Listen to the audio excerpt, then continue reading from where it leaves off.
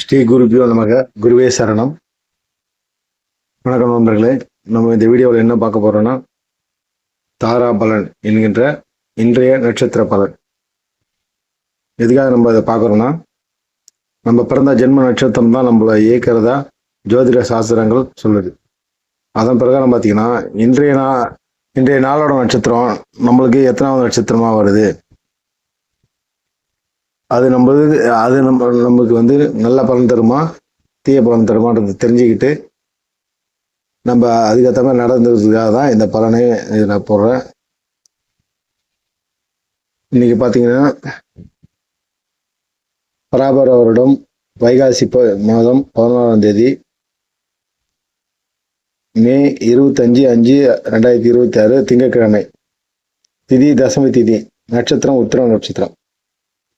உத்திரம் நட்சத்திரம் பார்க்கும்போது ஜென்மதாரைகள் பார்த்தீங்கன்னா கிருத்திகை, உத்திரம், உத்திராடம். இந்த 3 நட்சத்திரக்கும் ஜென்மதாரை. ஜென்மதாரைக்கு வந்து பலன் என்ன மாதிரி மனநிலை இருப்பாங்கன்னா, மனக்குழப்பத்தோடு இருப்பாங்க, சோம்பேறித்தனத்தோடு இருப்பாங்க, ஒரு செயல்களில் வந்து பதற்றம் இருக்கும், அந்த மாதிரி இது இருக்கும். என்னெல்லாம் நம்ம செய்யலாம்னா, கோயிலுக்கு போகலாம், பரிகார பூஜைகள்லாம் செய்யலாம், அன்னதானம் பண்ணலாம், சொத்து வாங்குதல், புதுசாக பதவி ஏற்கிறது, பத்திரிப்பதிவு செய்யறது, முதல்ல பணிக்கு போகிறது, இந்த விஷயங்கள்லாம் செய்யலாம். ஜென்மதாரையில் செய்யக்கூடாதுன்னு பார்த்தீங்கன்னா, முடிவெட்டுதல், எண்ணெய் ஸ்நானம் செய்தல், சீர்பூச சேர்க்கை, திருமணம், சீமந்தம், காது குத்து, முடி இறக்குதல், மருந்து சாப்பிட்றது, முதல்ல அறுவை சிகிச்சை பண்ணிக்கிட்டு இதெல்லாம் பண்ணக்கூடாது. அடுத்தது பார்த்தீங்கன்னா சம்பத்து தாரை. சம்பத்து தாரைன்னு பார்த்தீங்கன்னா பரணி,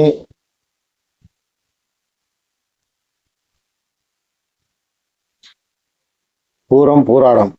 இந்த 3 நட்சத்திரக்கும் சம்பத்து தாரை. சம்பத்து தாரைன்னு பார்க்கும்போது பொருளுறவு, காரிய சித்தி. இந்த சம்பத்து தாரையில் நம்ம வந்து சுபகாரியங்கள் தொடர்பான காரியங்கள்லாம் செய்யலாம், புதிய முயற்சிகள் மேற்கொள்ளலாம், வீட்டு மனை வாங்குறது, பேங்க்ல அக்கௌண்ட் ஓப்பன் பண்ணுறது, பணம் சார்ந்த விஷயங்கள்லாம் செய்யலாம், ஷேர் மார்க்கெட்டில் இன்வெஸ்ட் பண்ணுறது, முதலீடு செய்கிறது, பணம் சார்ந்த விஷயங்கள் அனைத்தும் செய்யலாம். செல்வம் பெருகும், பொருளுறவு உண்டாகும். தொழிலும் தொடங்கலாம், அதில் புதிய தொழில்கள் தொடங்கலாம் தாராளமாக. அடுத்தது பார்த்தீங்கன்னா விபத்து தாரை. விபத்து தாரைனா அஸ்வினி, மகம், மூலம். இந்த 3 நட்சத்திரக்கும் விபத்து தாரை. விபத்து தாரைன்னும் போது நம்மளோட அந்த ஜாதகோட எண்ணம் எப்படி இருக்குன்னா, கோபம் வரும், கோபத்தால் காரிய இழப்புகள், வாய்ப்புகளை தவற விடுறது, ஒரு மனக்குழப்பமான சூழ்நிலை, வீண் அலைச்சல், பொருள் விரியம், திருட்டு பயம், ஒரு மன கஷ்டம் ஏற்படும், எதிர்பாராத விபத்துகள் ஏற்பட வாய்ப்பு இருக்கு, கவனச்சிதறல்கள் ஏற்படும்.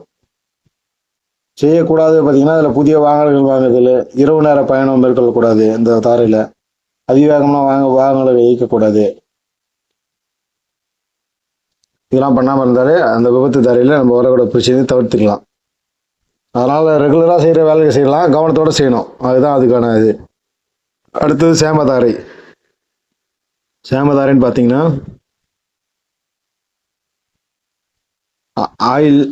ஆயில்யம், கேட்டை, ரேவதி. இந்த 3 நட்சத்திரத்துக்கு வந்து சேமதாரை. சேமதாரை பார்த்தீங்கன்னா ஆரோக்கியம் மற்றும் மகிழ்ச்சியான நாள். இதில் வந்து வீடு, வாகனம், வண்டி, ஆபரணம், வாங்கிய கடனில் திருப்பி கொடுக்குறது, நீண்ட நாள் நோய் இருந்தால் அதுக்கு வந்து நீண்ட நாள் நோய் இருக்குன்னா அதுக்கு மருந்து எடுத்துக்கலாம், கடன் யாருன்னா வாங்கி தான் கொடுத்துடலாம், பாதியில் நின்ற கட்டிட பணிகளை தொடங்கலாம். இதெல்லாம் இந்த சேமதாரையில் ஸ்டார்ட் பண்ணோம்னா நல்லபடியாக முடிஞ்சிடும். அடுத்தது பார்த்தீங்கன்னா பிரத்யேக தாரை. பிரத்யேக தாரைன்னு பார்க்கும்போது பூசம், அனுஷம், உத்திரட்டாதி. இந்த 3 நட்சத்திரத்துக்கும் பிரத்யேக தாரை. பிரத்யேக தாரைன்னு பார்க்கும்போது சிக்கல்கள், கவன சிதறல்கள், வீண் அலைச்சல் உண்டாகும், மன தடுமாற்றம் ஏற்படும், முடிவு எடுப்பதில் சிக்கல் ஏற்படும், தடை தாமதங்கள் உண்டாகும், காரிய தடைகள் உண்டாகும். இதில் வந்து ஆன்மீக பயணங்கள் செய்யலாம், தியானம் போன்றவற்றெல்லாம் கற்றுக்கலாம். பணம் கொடுக்கல் வாங்கல் இருக்கக்கூடாது, கொடுத்தா திரும்ப வராது, தொழில் முடக்கமாகும், நிலம் போன்ற இதுக்கெல்லாம் எதுவும் வாங்கக்கூடாது, வாங்கினா அதில் வில்லங்க வரும். அதனால் இதில் ரெகுலராக செய்கிற வேலைகளை செய்யலாம். புதுசாக இந்த மாதிரி ஒரு பொருள் வாங்குறது, போகிறது, நிலம் வாங்குறது, ஒரு தொழிலை புதுசாக ஸ்டார்ட் பண்ணுறது, இந்த மாதிரி விஷயங்கள்லாம் செய்யக்கூடாது. ரெகுலராக செய்கிற வேலைகளை செய்யலாம், கொஞ்சம் கவனத்தோடு செய்யணும். அடுத்து சாதகதாரி. சாதகதாரின்னு பார்க்கும்போது பார்த்தீங்கன்னா புனர்பூசம், விசாகம், புரட்டாதி இந்த 3 நட்சத்திரத்துக்கும் சாதகதாரை. எண்ணங்கள் ஈடேறுதல், முயற்சி பலிதமாதல், மொத்தம் வந்து செயல்களுக்கு சாதகமான வாய்ப்புகள் ஏற்படும்.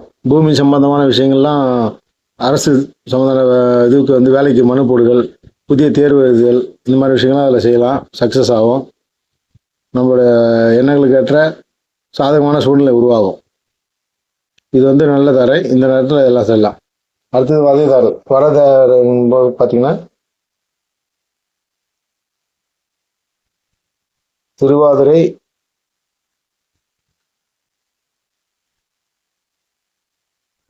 சுவாதி, சதயம் இந்த 3 நட்சத்திரக்கும் வதைதாரை. வதைதாரைன்னு பார்த்தீங்கன்னா உடலில் சோர்வு, மனதில் எண்ண முடியாத கவலை, பணிகள் நாட்டம் இல்லாமை,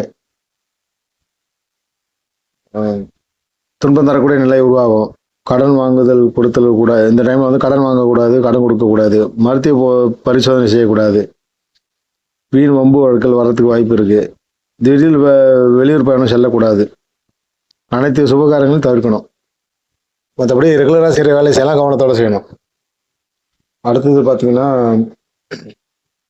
மைத்திரதாரை. மிருக சிறுஷம், சித்திரை, அவிட்டம் இந்த 3 நட்சத்திரக்கும் மைத்திரதாரை. மைத்திரதாரைன்னா தெய்வீக அணுகலும் கிடைக்கும். புதிய முயற்சிகளை பலிதமாகும். புதிய செயல்கள் செய்யலாம். திருமணம் சம்பந்தமான செயல்கள்லாம் செய்யலாம். சொத்து சம்பந்தமான விஷயங்கள்லாம் இது பண்ணலாம்.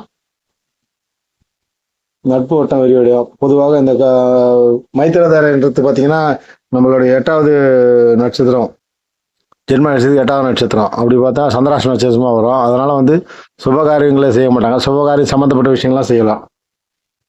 மற்றபடி ரெகுலராக செய்கிற வேலைகளும் செய்யலாம்.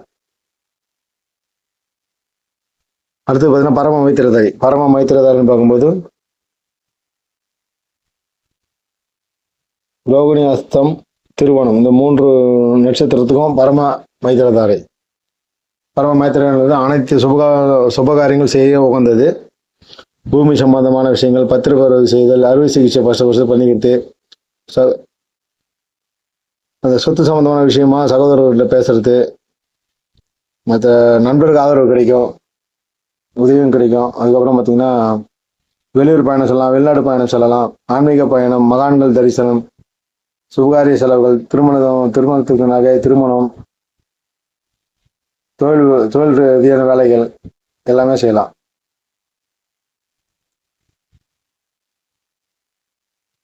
இந்த தாராபுரம் எதுக்காக நான் போடுறேன்னா, இது மாதிரிலாம் நம்மளுக்கு வந்து மனநிலை மாறுதா, ஒரு பிரச்சனை வருதான்னு நான் முதல்ல செக் பண்ணி, இது மாதிரி தாரைகள் வந்து நல்ல தாரைகளாக வரும்போது நம்மளுடைய பெண்டிங்கில் இருக்க ஒர்க்குங்களை செஞ்சு அதில் வந்து சக்ஸஸ் பண்ணலாம். அசுப தாரைகள் வரும்போது பிரச்சனை வரக்கூடும். அதனால் வந்து முடிஞ்ச வரைக்கும் அதில் வந்து அன்னைக்கு கவனமாக இருந்து அந்த வரக்கூடிய பிரச்சனையை நல்லபடியாக எதிர்கொண்டு பிரச்சனை ஆகாமல் தவிர்த்துக்கலாம். அதுக்காக தான் இந்த தாராபுரானே போடுறேன். இதை கேட்டு நீங்கள் பயன்பெறணும். இதுக்கு எதனா சந்தேகம் இருந்தால் கமெண்டில் போடுங்க, நான் பார்த்து பதில் சொல்கிறேன். நன்றி, வணக்கம்.